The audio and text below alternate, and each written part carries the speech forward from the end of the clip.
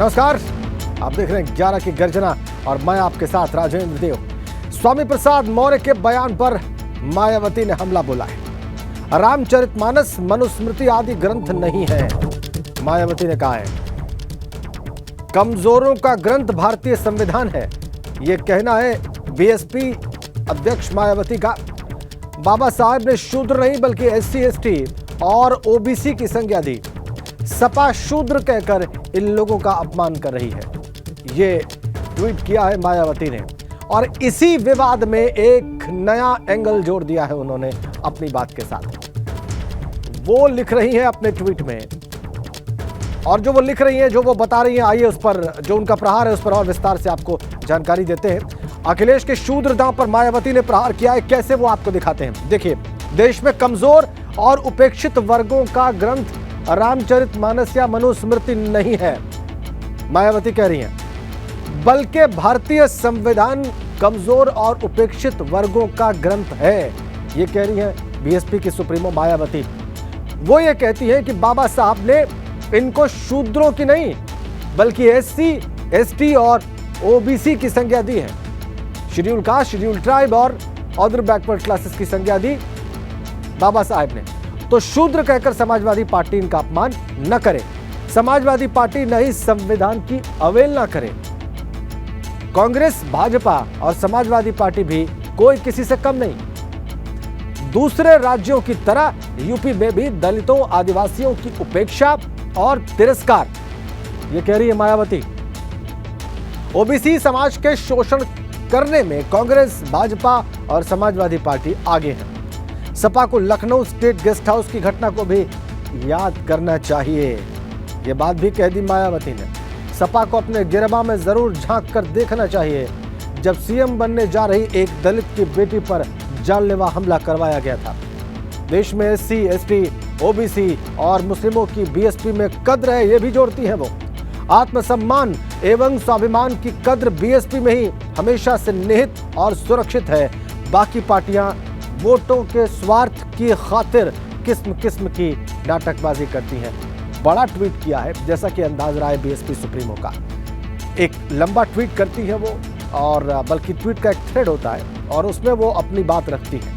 और यही उन्होंने इस बार किया है, और वही तथ्य जो उन्होंने अपने ट्वीट में रखे हैं हमने आपको दिखाए स्क्रीन पर इन पॉइंट्स के जरिए। आइए अब आपको सीधा लखनऊ लिए चलते हैं। अनुभव शुक्ला हमारे सहयोगी हमारे साथ जुड़ चुके हैं, जो कि उत्तर प्रदेश की राजनीति पर निगाह रखे हुए हैं, और खासकर स्वामी प्रसाद मौर्य के इस बयान के सामने आने के बाद, रामचरितमानस पर विवाद खड़े किए जाने के बाद, उस पर ऑब्जेक्ट करने के बाद चौपाइयों पर जो विवाद खड़ा हुआ है, उसमें मायावती की एंट्री अनुभव एक तरह से इस विवाद को ही हवा देने की लगती है। प्रथम दृष्टया उनकी इस बात से यह विषय समाप्त नहीं होगा, बल्कि यह विषय अब एक नए एंगल में लोगों के लिए चर्चा का विषय बनेगा। यह विषय समाप्त नहीं होने जा रहा है, बल्कि मायावती की एंट्री से यह विषय और इससे जुड़ा हुआ विवाद मुझे लगता है और व्यापक चर्चा का विषय बन जाएगा। देखिए, बिल्कुल आपने ठीक कहा, क्योंकि जिस तरीके से पिछले अगर हम 15 दिनों से देखें तो उत्तर प्रदेश में रामचरितमानस को लेकर स्वामी प्रसाद मौर्य ने जो पहले बयान दिया, विवाद हुआ, धर्माचार्यों ने विरोध किया, फिर कुछ लोग स्वामी प्रसाद मौर्य के समर्थन में आ गए, और उसके बाद वो लगातार ट्वीट करके कहीं न कहीं धर्माचार्यों पर, साधु संतों पर निशाना साध रहे थे। फिर क्या हुआ, शूद्र पॉलिटिक्स की एंट्री हो गई। अखिलेश यादव ने कह दिया कि बीजेपी हमें शूद्र समझती है, हमारा विरोध कर रही है। उसी बात को स्वामी प्रसाद मौर्य ने आगे बढ़ाया। उन्होंने कहा कि क्या बीजेपी अखिलेश यादव को शूद्र समझती है, उनका घर क्यों धुलवाया था गंगा जल से जब वो हटे थे मुख्यमंत्री के पद से। उसके बाद तो पोस्टर लग गए, गर्व से कहो हम शूद्र हैं, और बीजेपी कहीं न कहीं इस पर खामोश थी। उसे लग रहा था कि अगर इस मुद्दे को ज्यादा तूल देगी तो कहीं ऐसा ना हो कि समाजवादी पार्टी इसमें कुछ न कुछ रोच करे और उसका नुकसान ना हो जाए। लेकिन आज जिस तरीके से मायावती ने राजेंद्र ट्वीट किया है, आप देखिए, सीधा हमला है समाजवादी पार्टी पर, और साफ तौर पर लिखा है कि जो पिछड़े हैं, जो दलित हैं, जो आदिवासी हैं, उनके लिए रामचरितमानस मनुस्मृति नहीं बल्कि जो भारत का संविधान है वो सबसे महत्वपूर्ण है। और बाबा साहब भीमराव अंबेडकर ने एससी, एसटी और पिछड़े के उसमें वहां पर जगह है, शूद्र की नहीं, और समाजवादी पार्टी कहीं न कहीं उनका अपमान करने का काम कर रही है। संविधान की भी अवहेलना कर रही है। यानी सीधा कटाक्ष मायावती ने समाजवादी पार्टी पर किया है। साफ तौर पर कहा है कि कहीं न कहीं पॉलिटिकल माइलेज लेने के लिए समाजवादी पार्टी उनका अपमान कर रही है। उस वर्ग का, उस समाज का, दलित हो, पिछड़े हो, आदिवासी हो, उनका अपमान शूद्र कहकर वो कर रही है। और देखिए, मायावती एक ऐसी लीडर है, उनको जो मैसेज देना होता है वो अपने कार्यकर्ताओं को, अपने वोट बैंक को, अपने पदाधिकारियों को बिल्कुल क्लियर देती हैं। उनके बारे में ये कहा जाता है कि अगर उन्होंने कुछ कह दिया तो उनके जो लोग हैं, उनके समर्थक हैं, वो उसको बहुत आसानी से समझ जाते हैं। और अब आज उन्होंने अगर ये ट्वीट किया है तो आप समझिए कहीं ना कहीं अपने पूरे काडर को, अपने पूरे कार्यकर्ताओं को, समर्थकों को एक मैसेज दे दिया है। मैसेज क्या है? मैसेज ये है कि समाजवादी पार्टी अगर इस कोशिश में लगी है कि जो बीएसपी का वोट बैंक है उसमें सेंधमारी की जाए, तो आप लोग जाना नहीं। क्यों? उसमें उन्होंने 1995 2 जून की घटना का भी जिक्र कर दिया है। राजेंद्र, मायावती ने बहुत कम मौकों पर गेस्ट हाउस कांड का जिक्र किया होगा, बहुत कम मौकों पर वो इसका जिक्र करती हैं, लेकिन आज उन्होंने ट्वीट में साफ तौर पर लिख दिया है कि ये समाजवादी पार्टी कह रही है कि महिलाओं का सम्मान करती है। तो दलित की बेटी की जब हत्या करने की कोशिश की गई 2 जून 1995 को, तब ये लोग कहाँ थे? तो कहीं ना कहीं समाजवादी पार्टी पर मायावती हमलावर हुई हैं। और अभी इस पर उप मुख्यमंत्री केशव प्रसाद मौर्य से हमने सवाल पूछा तो उन्होंने साफ तौर पर कहा कि देखिए, जिस तरह से सियासत कर रहे हैं कुछ दल, खासतौर से शूद्र वाली सियासत को लेकर और रामचरितमानस को लेकर, उन्होंने कहा कि वो जो दल है जो लगातार ऐसे बयान दे रहा है वो हमेशा से राम विरोधी रहा है, रामचरितमानस का वो विरोध कर रहे हैं और ये उनका विरोधी चेहरा सबके सामने आ गया है। यानी मायावती एक तरफ हमलावर हो गई है और बीजेपी को भी अब लग रहा है कि जिस तरह से मायावती ने हमला बोला है, इसमें कोई दो राय नहीं कि ये विवाद अभी थमने नहीं जा रहा। अनुभव, और आपने बिल्कुल ठीक कहा कि अपनी बात कह के, अपने ऊपर हुए हमले की बात कह के मायावती ने अपने काडर को, अपने समर्थकों को संदेश साफ दे दिया है। धन्यवाद अनुभव आपका। स्वामी प्रसाद मौर्य के रामचरितमानस पर दिए गए बयान और अन्य मुद्दों को लेकर समाजवादी पार्टी अब सरकार के खिलाफ हमला बोलने के मूड में है। अखिलेश इसके लिए रणनीति बना रहे हैं और अखिलेश यादव खुद इस अभियान का नेतृत्व कर रहे हैं। समाजवादी सूत्रों के मुताबिक भाजपा के 80 और 20 वाले बयान के जवाब में स्वामी के 85 और 15 वाली लड़ाई को आगे तक ले जाने के लिए अखिलेश रणनीति बना रहे हैं। इस रणनीति का अखिलेश यादव ने ट्वीट किया है, इस पर एक फोटो ट्वीट किया है। उसमें अखिलेश नेताजी मुलायम सिंह की तरह काली शेरवानी में नजर आ रहे हैं। अगले कुछ दिन में अखिलेश सबके सामने खुद 2024 के लिए कैंपेन जारी करेंगे।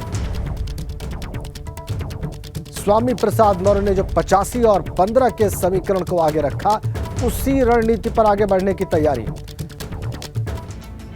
तो मानस पर स्वामी का हठयोग क्या है वो भी आपको बता देते हैं। रामचरितमानस के खिलाफ बात नहीं की, ये कह रहे हैं स्वामी प्रसाद मौर्य।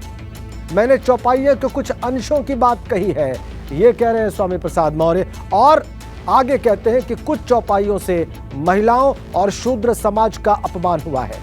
मेरी बातों को लोगों ने धर्म से जोड़ दिया, मौर्य कह रहे हैं। न्याय दिलाने की बात की तो मुट्ठी भर लोग परेशान हो गए। अपमान की व्यवस्था खत्म होनी चाहिए, यह भी उनकी मांग है। और अपमानित करने की परंपरा पर लगाम लगे। आपत्तिजनक शब्दों को संबोधित करना अपराध नहीं, ये कह रहे हैं स्वामी। गाली देने वाले गाली देने में अपना धर्म समझते हैं। गाली देने वालों के पेट में अब दर्द हो रहा है। मैं किसी भी तरह की धमकियों से डरने वाला नहीं हूं। सरकार को खुद मेरी सुरक्षा बढ़ानी चाहिए। हम कोट कर रहे हैं स्वामी प्रसाद मौर्य को। विवादित बयान पर स्वामी प्रसाद मौर्य लगातार बने हुए हैं, कायम है। हर रोज एक ट्वीट करके उसको वो एक नया कोण देने का प्रयास करते हैं। कल उन्होंने एक प्रेस कॉन्फ्रेंस की, उसमें उन्होंने भाजपा के 80 बनाम 20 फॉर्मूले को नकारते हुए 85 बनाम 15 के फॉर्मूले से जोड़ा। आगे उन्होंने जो कुछ कहा आपको दिखाते हैं। लोगों के पेट में दर्द क्यों हो रहा है, ये बात में समझ में नहीं आती। रही बात हमारी समझ कितनी है और कितनी नहीं है, इसका मानक किसी और के पास नहीं है। हां, इतना जरूर है, जो भी मुझको ना समझ और नादान कहते हैं, हो सकता है वो अपनी सोच को प्रकट कर रहे हों। आज हमने किसी भी आराध्य धर्म ग्रंथ और धर्म के खिलाफ बात नहीं की। हमने तथाकथित रामचरितमानस की चौपाइयों के कुछ अंश 97% आबादी वाले समग्र समस्त महिलाएं और शूद्र समाज में आने वाली सभी हमारी दलित आदिवासी पिछड़ी जातियों को सम्मान दिलाने की बात कर रहा हूं। और 97% ऐसे लोग, तो 97% लोगों की भावनाएं अगर किसी अपमानजनक टिप्पणी से आहत हो रही हैं तो क्या उनकी भावनाएं नहीं है क्या? अपमानित किए जाने की व्याख्या करता है शूद्र समाज में आने वाली कुछ जातियों को इंगित कर नीच और अधम कहता है। मैं तो केवल इसी मात्र कुछ बिंदुओं पर, चूंकि ये अपमानजनक टिप्पणी है, गाली है, इसलिए इसको संशोधित किया जाए या प्रतिबंधित किया जाए। कह रहे हैं चौपाइयों को या तो संशोधित किया जाए या प्रतिबंधित किया जाए। इधर सपा नेता मनीष जगन अग्रवाल के चौपाइयों पर सवाल है। चौपाई में ब्राह्मण, ठाकुर और बनिया क्यों नहीं जुड़ा है, ये मनीष जगन अग्रवाल पूछ रहे हैं। 4 वर्णों में सकल ताड़ना सिर्फ शूद्र को ही क्यों, हमारा अपमान क्यों किया जा रहा है, ये सारी बातें मनीष जगन अग्रवाल कह रहे हैं। हमारा शोषण क्यों किया जा रहा है, ये भी पूछते हैं। भाजपा हक और अधिकार देते समय शूद्र कहकर अपमानित करती है। सपा नेता मनीष जगन अग्रवाल ने आगे ट्वीट में लिखा है कि ढोल, गंवार, शूद्र, पशु, नारी सकल ताड़ना के अधिकारी। आगे प्रश्न चिन्ह। अगर तत्कालीन लेखक पूर्वाग्रह से ग्रस्त नहीं थे तो इस चौपाई में ब्राह्मण, ठाकुर और बनिया क्यों नहीं जुड़ा है? 4 वर्णों में सकल ताड़ना सिर्फ शूद्र को ही क्यों और नारी को ही क्यों, ये पूछ रहे हैं मनीष जगन अग्रवाल। मैं वाल्मीकि जी रामचरित रामायण का पक्षधर हूं। भाजपा से समस्त दलित पिछड़े वर्ग का यह सवाल है कि जब हम भी हिंदू, तुम भी हिंदू, तो हमारा हक क्यों छीना जा रहा है, तो हमारा अपमान क्यों किया जा रहा है, हमारा शोषण क्यों किया जा रहा है। भाजपा वोट लेते समय तो हम सबको हिंदू बोलती है, लेकिन हक और अधिकार देते समय शूद्र कहकर अपमानित करती है। ये कह रहे हैं मनीष जगन अग्रवाल और ये उनका ट्वीट है। आपको याद होगा कि पुलिस ने इन्हें गिरफ्तार किया था विवादित ट्वीट्स के मामले में। अब वो ये ट्वीट कर रहे हैं और इसी विवाद को, इसमें वो अपने विचार जोड़ रहे हैं। वो ये कह रहे हैं कि वाल्मीकि चरित रामायण जो है वो ज्यादा प्रामाणिक है, वो उसको मानते हैं, लेकिन तुलसीदास कृत रामचरितमानस जो है उसकी चौपाइयां विवादित हैं। मनीष जगन अग्रवाल, समाजवादी पार्टी के नेता। सवाल उनके देख लीजिए आप। बीजेपी से प्रश्न कर रहे हैं वो और कहते हैं कि सकल ताड़ना सिर्फ शूद्र को ही क्यों, जिक्र ब्राह्मण, ठाकुर या बनियों का क्यों नहीं।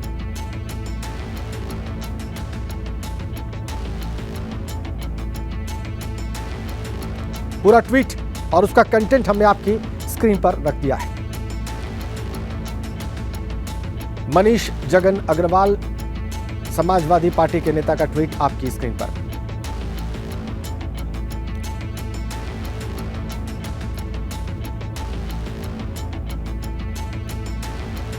आपको एक और महत्वपूर्ण बात बताते हैं। स्वामी प्रसाद मौर्य के बयान का सपा के कई नेताओं ने समर्थन किया है जी।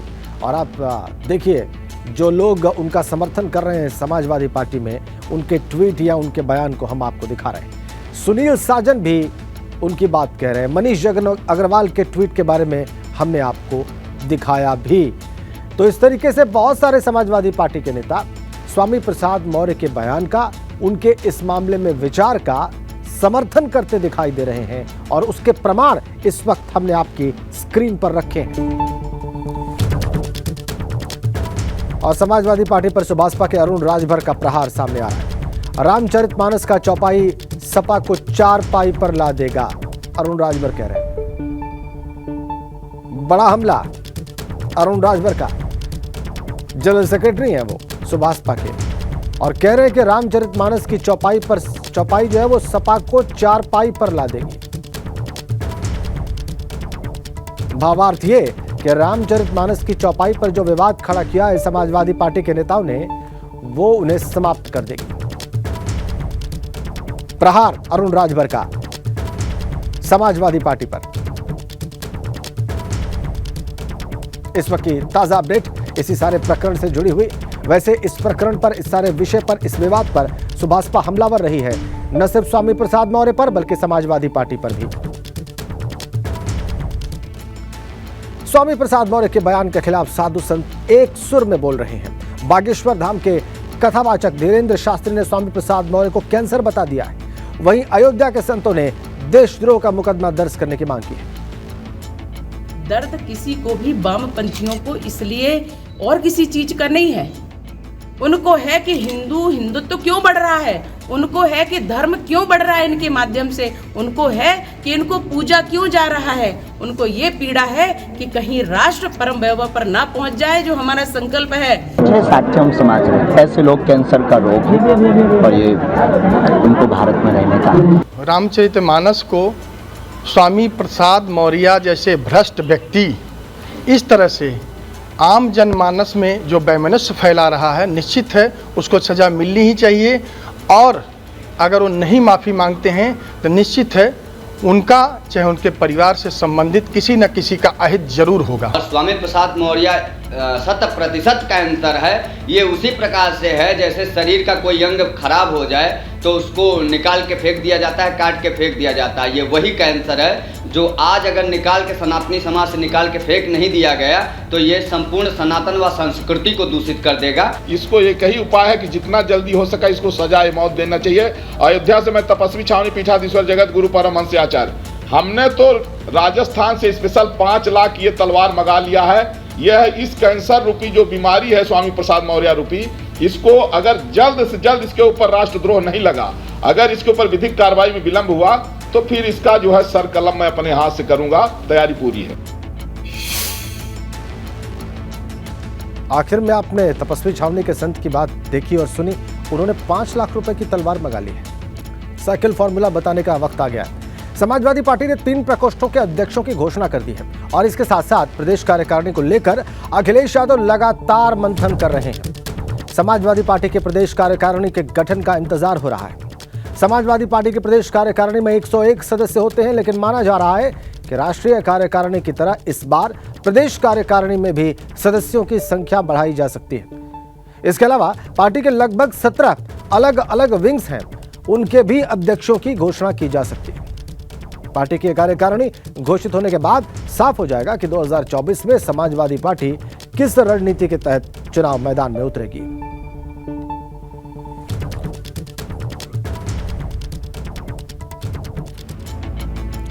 क्या हो सकती है और कैसी हो सकती है समाजवादी पार्टी की प्रदेश कार्यकारिणी, आइए आपको बताते हैं इसी मंथन के बारे में। लगातार समाजवादी पार्टी इसी कार्यकारिणी पर, प्रदेश कार्यकारिणी पर मंथन कर रही है। राष्ट्रीय कार्यकारिणी के बाद प्रदेश कार्यकारिणी की बारी आ चुकी है और इसमें कई नए चेहरों को मौका मिल सकता है। राष्ट्रीय कार्यकारिणी में जगह नहीं मिलने वालों को प्रदेश कार्यकारिणी में जगह दी जा सकती है। प्रदेश कार्यकारिणी में महिलाओं की संख्या बढ़ सकती है, उनका रिप्रेजेंटेशन बढ़ सकता है।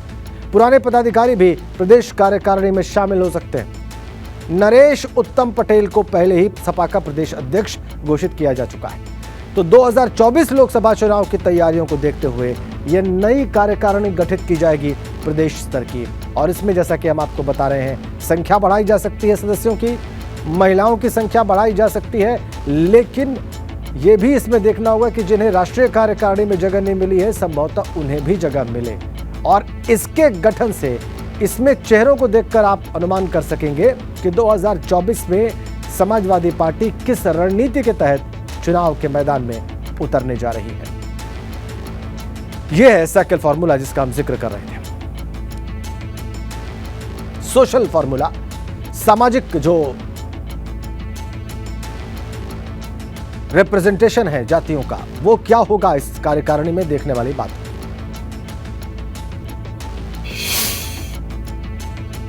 आगे बढ़ते हैं। वेंकटेश्वरा मेडिकल कॉलेज एवं यूनिवर्सिटी गजरौला मेरठ ने जोशीमठ आपदा प्रभावितों की मदद की है। यूनिवर्सिटी के चेयरमैन और चांसलर डॉक्टर सुधीर गिरी, उत्तराखंड के सीएम से उन्होंने मुलाकात की। इसके बाद उन्होंने सीएम धामी को 25 लाख रुपए का चेक सौंपा। वहीं सीएम पुष्कर सिंह धामी ने मदद को मानव सेवा बताया है। डॉक्टर सुधीर गिरी ने 25 लाख रुपए का चेक सौंपा है और मुख्यमंत्री ने इसे मानव सेवा बताया है। जोशीमठ आपदा के पीड़ितों की मदद इस प्रकार से की गई है वेंकटेश्वरा मेडिकल कॉलेज के द्वारा। ये देखिए आप, चेक सौंपते वक्त का ये उस वक्त की तस्वीर। मुख्यमंत्री ने इसे मानव सेवा करार दिया है। जोशीमठ आपदा पीड़ितों की सेवा को मुख्यमंत्री ने मानव सेवा बताया है। यूनिवर्सिटी के चेयरमैन ने यह चेक सौंपा मुख्यमंत्री पुष्कर सिंह धामी को 25 लाख रुपए।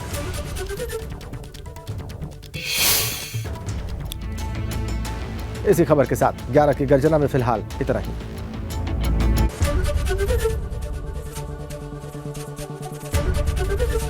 एबीपी गंगा, खबर आपकी, जुबान आपकी।